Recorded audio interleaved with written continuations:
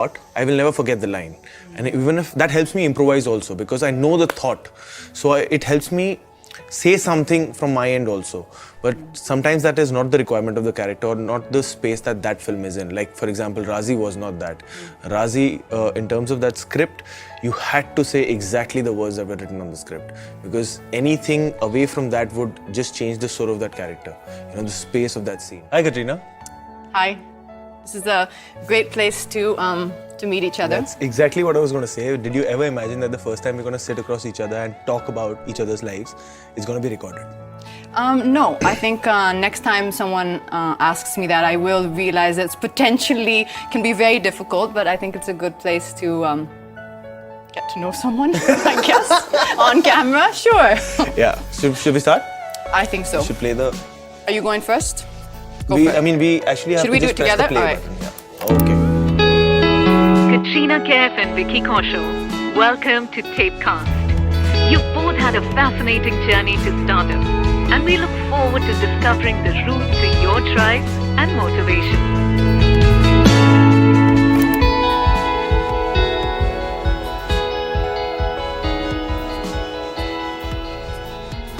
Vicky, will you pick the first question?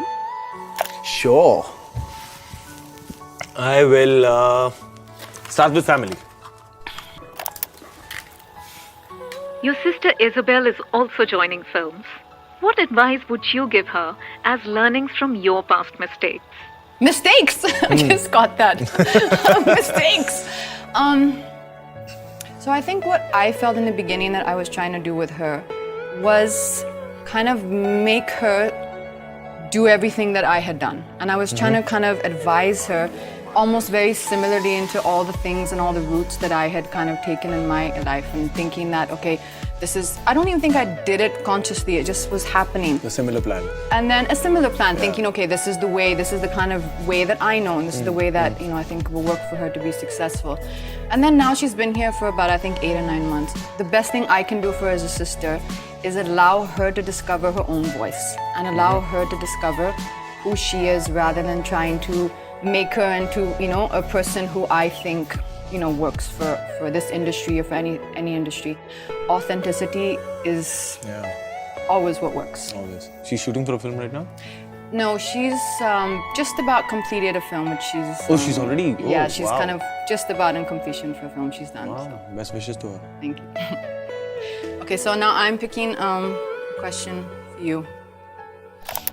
The general consensus seems to be that what works in your favor is your boy next door vibe, that you're approachable, reachable, and attainable. But as you become more successful, how do you continue to be these things? I guess by not taking success to your head, to let that be a sinking feeling than a feeling that you get comfortable with. To be very honest, I know I've been able to be part of good films and films that have made me reach out to a wider audience. I still go to cafes and malls and restaurants and do the same things that I used to do a year back.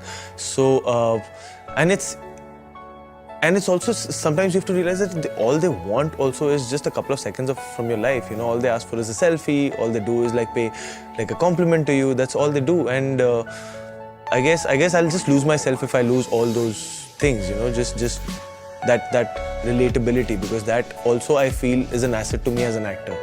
You really need to have people around you who really kind of firstly know you for who you are, not the actor or not the professional side of you, but just who you are, and keep bringing you back to your reality. You know, sometimes it's just my mom who'll just see a certain change in the walk in one fine day, and no, she'll just be playing on her Sudoku in the newspaper, and she'll just be looking at me, staring at me, and she'll just be, "So theek hai, star ban gaya," and I'll be like, "Okay." So you know, so I just, it's also a lot to do with the people you're surrounded with, and just be focused on your work. That's it.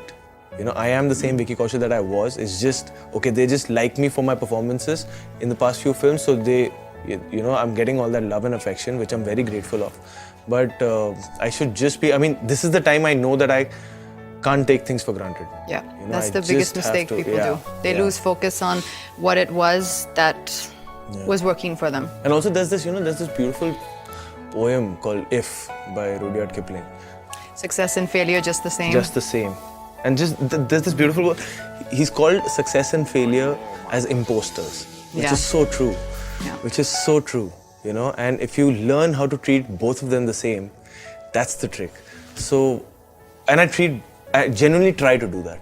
Try to treat success or the times when I was genuinely just knocking around doors and just trying to meet people and asking for work. But aren't those just such great times when you look back at them? Or do you find it that? scares me. Oh, it does? Yeah, it does. It does. It makes me value my present even more. Because that time, actually, it was fun. When I was That's what- doing that, yeah, when you're doing being that, a you're part of just that free, grind, and yeah, you're there's- just free, you're fearless, you're just like, You're fearless because there's nothing to lose. You there's have nothing there to lose. you know, That's and the you're part, just you're just doing it for the love of what you want to do. And now it just, when you look back at it, it just makes you value this time even more, you know, and that's why you just don't end up taking it for granted. I like what you said about your mom. I think she sounds like she's a very wise woman. And she checks you out and says, got my eye on you. That's important. Okay, I'll pick up a question for you. Play.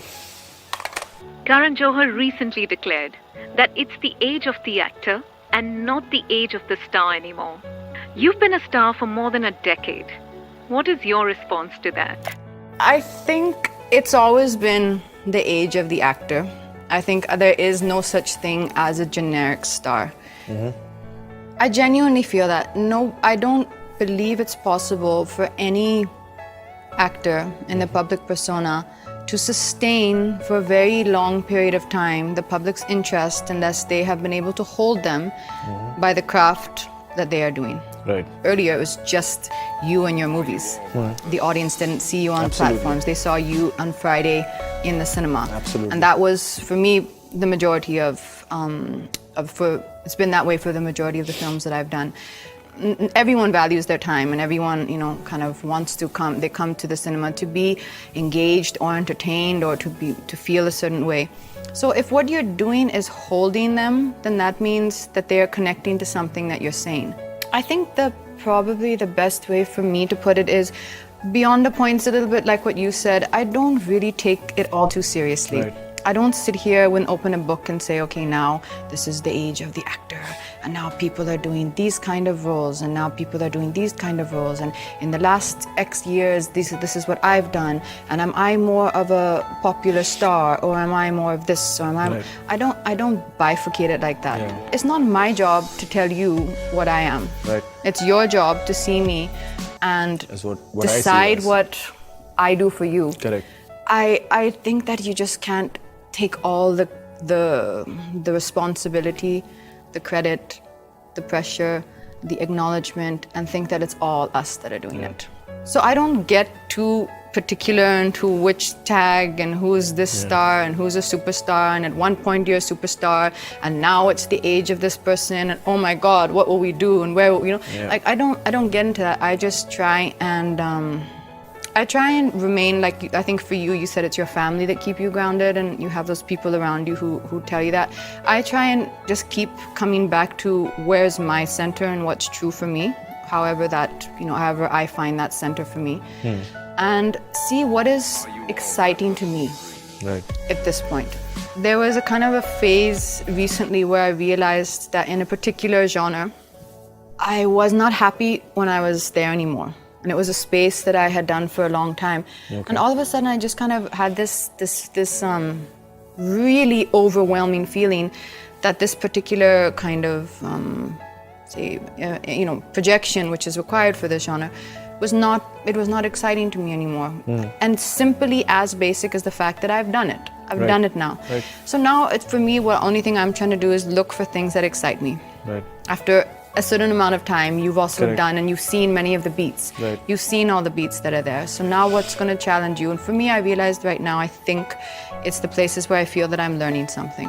Wow. Where I feel that I'm learning something new. Either the director is teaching me, or even if the director is just the person capturing it, it's the people I'm trying to gather around me who are working with me. Do they have something I can learn? Can they teach me something new? So that for me is how I've made this chapter in my life exciting for me is by trying to see where can I change things up, where can I make it new for myself. And I feel if it's new for me and interesting for me, then the audience will continue with you on that journey. How was it for you to kind of gauge that? Because that shift from knocking doors to this literally superstar that you became, and just that shift, how was that for you? It's because it was so gradual, I think. It's exactly what you said. And there are a lot of people who are in our industry, who are my colleagues, that came in around the same time as me. And they came with that one big, grand launch film. And all the magazines said, you know, next big thing, this thing. And you have those people. But for me, it wasn't like that. It was one smaller role in a film, then one small thing, then this, then that. For me, though, I do remember the first time that I had gotten like a lot of, you know, when you notice that people are speaking a lot of acknowledgement or praise about something, was a film called Namaste London. Yes. That was the first time that I think I felt that, oh, you know, oh, this is fun, this is nice. Of course, before that, there was some song which was very funny, but it became popular at that time, called Just Chill.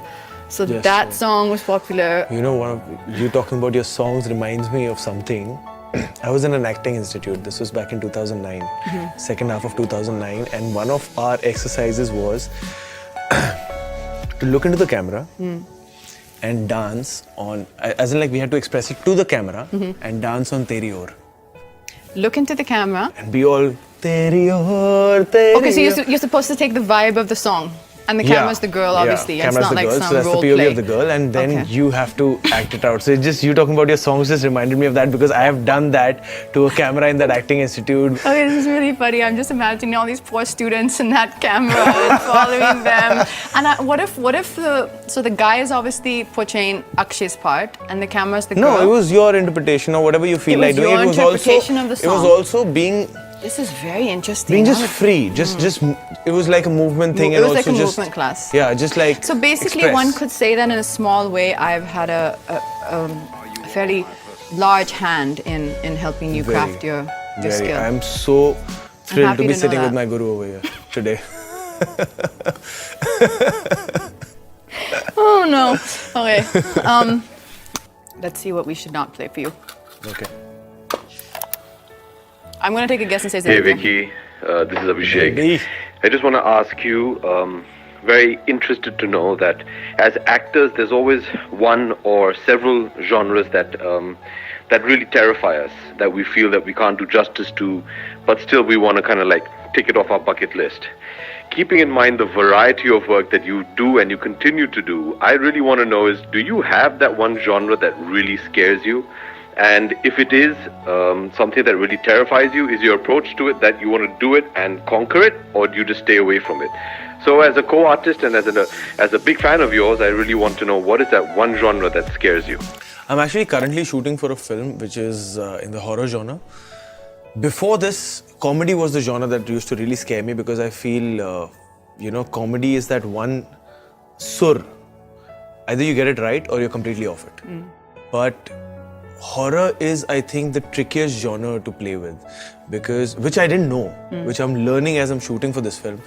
Because when you're doing an emotional scene or a dramatic scene, you know that you've hit an honest note somewhere down the line. In comedy also you feel that. Either you've missed it or you've hit that note.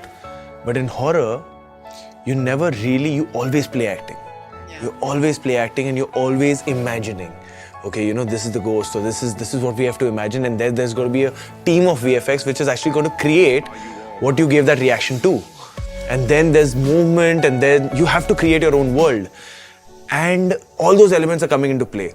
So this is something that I was not prepared for. That, okay, it's always going to be that play act. I'm always going to know that I'm going to give this scare moment. I'm always going to know that I am walking normally, and then there's going to be a sudden sound at the back to which I have to react, which didn't actually happen, which I have to imagine and take that cue myself and then do that. And then also imagine the intensity of it. That could be created later, but that intensity might not match the intensity that I had kept in my head. So all of that is a very tricky space. So I really would want to explore it soon ahead. Not immediately, but soon ahead, and then use this experience of mine into that and then take it forward. you know. So I guess it's horror now. Yeah, I do agree that that sounds like the toughest genre ever. I'm gonna pick up self. Okay. In the last 2 years, you've emerged as a mature and confident individual who can hit it out of the park with a role like Babita Kumari in Zero. What enabled you to reach this place? I think what life brings to you, what life throws at you, pretty much everything that I imagined could not happen, happened. You know, all the things that you imagine, this should not happen, this should not happen, the things you try and guard and protect and keep, those were all the things that I was trying to focus on so much and protecting and keeping were all the things that disintegrated or, you know, did not work out or went away. And then I think it's that moment where you kind of are faced with everything you feared and you realize that it's not so bad. It's like it's like You had overhyped in your own yeah, head. I think that's what fear is, right? Fear is mostly just an illusion. It's never really, unless the actual ghost in your horror film comes in front of you, it's never really that the thing that you fear is that bad. Yeah. Sometimes you don't realize it Yeah. at all until later, and then you realize before you know it, you're in this whole kind of structure of something, and it's not purely just creative, it's not purely just your work, it's kind of all convoluted. And then when that kind of disintegrates, then you kind of come back to, after the unsettling phase, you come back to a place then again of feeling really fearless and not having so many kind of rules for yourself and so many things that you're living under. And I think with that kind of came for me a kind of a renewed interest and excitement in what I was doing at my work. Because I think for me, I went through a phase of, it's kind of like what you said, where I feel that when you're on set and when you're working, it consumes everything of you. I think there's very, very little left for anything and anyone else. And if you don't really have everything to give, then I think you're going to be weak in those films or in that period of time. So I think just trying to find where is it that you feel that, oh, this is a place where I feel good about myself and I feel good being here. But did that happen while you were playing Babita, or did that happen before and then you got into Babita? For that particular role, I think Anand Rai was super, for Zero, he was always sure he wanted me to do that. Like, he came to me about 2.5 years before the film started. Wow. And so at that point, I was supposed to do both the roles. Oh, okay. It was a double role. And when he came back to me, I was like, Anand, so you took away half my role. so we were like at loggerheads for a while, like, you know, in the nicest possible way. I was like, Anand, sir, no, this. And he explained me his vision. He explained to me the way his vision had kind of changed. And of course, I think he's one of the best directors we have.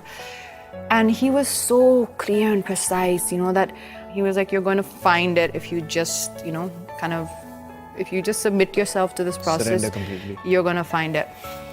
It was a really hard process though, because when you're coming on set and you're supposed to be drunk and brokenhearted and really distraught at a really low, you're vulnerable, you're at a loss, you feel very unhappy, and you don't have, you know, your self-esteem is not on the highest thing, and you're drunk. And I didn't want that to look fake. And you can't really fake that. I mean, it's tough. It's tough if you're just gonna completely just be out there to kind of switch it on and off. Right. So when we used to come on set, there used to be like an hour and a half that me and Anand sir would just sit and talk. Wow. Sometimes it was about something related to what we were doing. Sometimes it wasn't.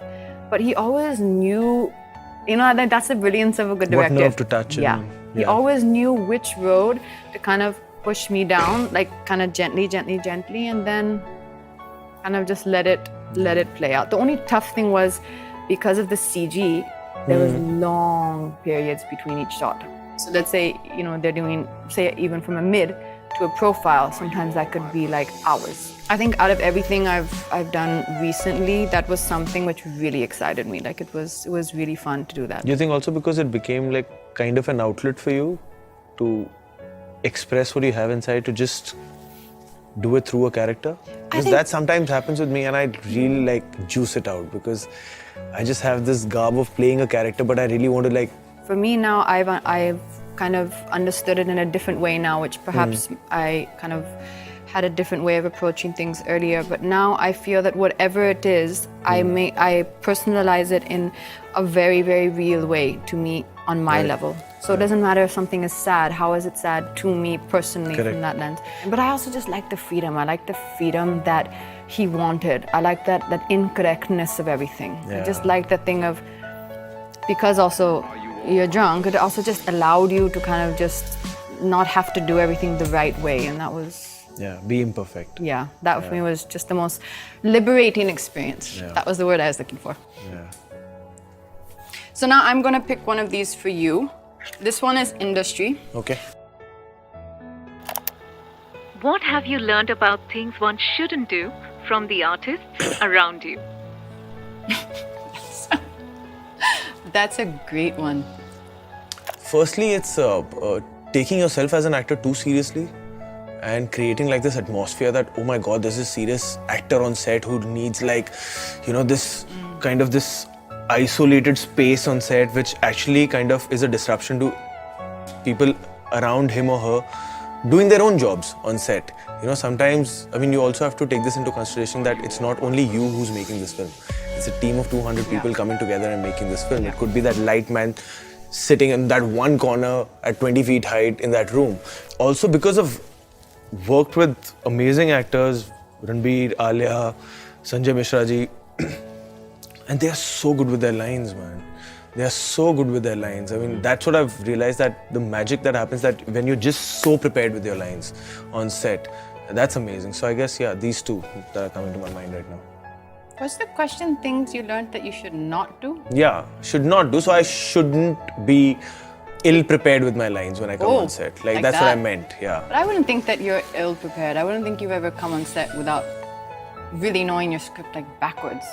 Yeah, but see, as an actor, what I tend to do is also, I don't really mug up my lines in terms of exact words of those lines. What I do is, I try to mug up the thought process of the character. Why is it that he's saying this line and then he shifts to that line? So if I know the thought, I will never forget the line. And even if that helps me improvise also, because I know the thought. So it helps me say something from my end also.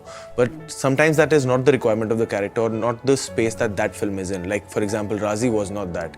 Razi, in terms of that script, you had to say exactly the words that were written on the script, because anything away from that would just change the soul of that character, the space of that scene. So that's what I realized, So I think that now that we, I think we got through.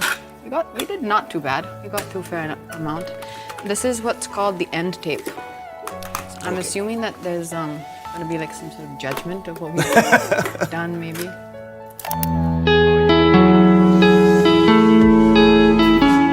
Thank you, Katrina and Vicky.